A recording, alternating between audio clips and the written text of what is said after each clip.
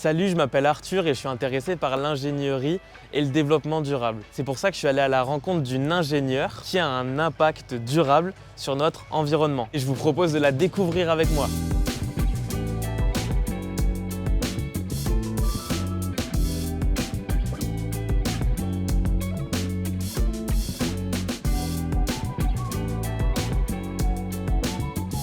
Bonjour. Salut Arthur, je m'appelle Léa Le Faucheux.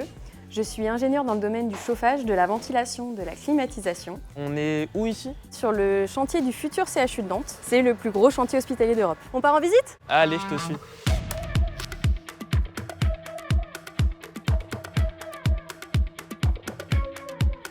Le nouveau CHU de Nantes, c'est 14 bâtiments, 220 000 m², et donc forcément, il y a des enjeux énergétiques et environnementaux de la taille de ce chantier. On vise moins 40% de consommation d'énergie et un besoin bioclimatique réduit de 20% également. C'est quoi ici les missions et les missions de ton entreprise? Je fais partie d'une entreprise d'ingénierie.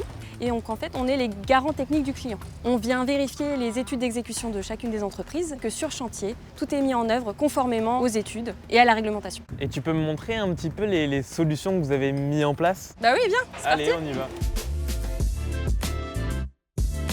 On a énormément de solutions qui ont été mises en œuvre. On a fait attention à la fois à la partie énergétique et à la consommation d'eau.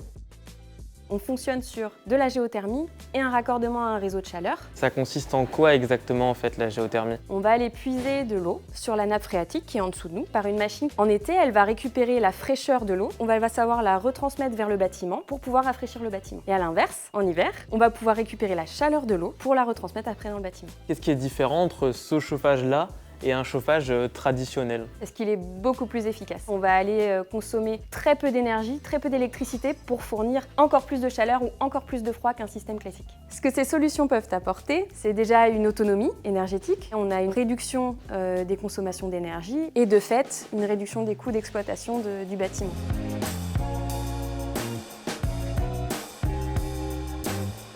Sur ce toit-là et plusieurs autres, notamment en bord de Loire, on va avoir des panneaux photovoltaïques. On va avoir à peu près 2250 m² de panneaux. C'est quoi l'intérêt pour l'environnement? Alors un panneau photovoltaïque, ça sert à produire de l'énergie électrique qui va être totalement consommée par le CHU. Ça permet au CHU d'avoir une certaine autonomie énergétique. Ok, super, c'est trop bien.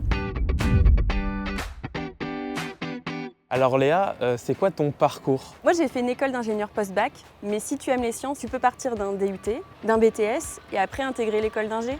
Il y a même plein de gens qui passent d'abord par la case fac et puis qui intègrent après une école d'ingénieur. Les possibilités sont multiples. Et qu'est-ce qui te plaît le plus dans ton métier? Ce qui me plaît, c'est qu'il est varié. Il y a quand même une recherche, une réflexion à mener et il faut toujours pouvoir s'adapter. On peut concevoir un projet de A à Z.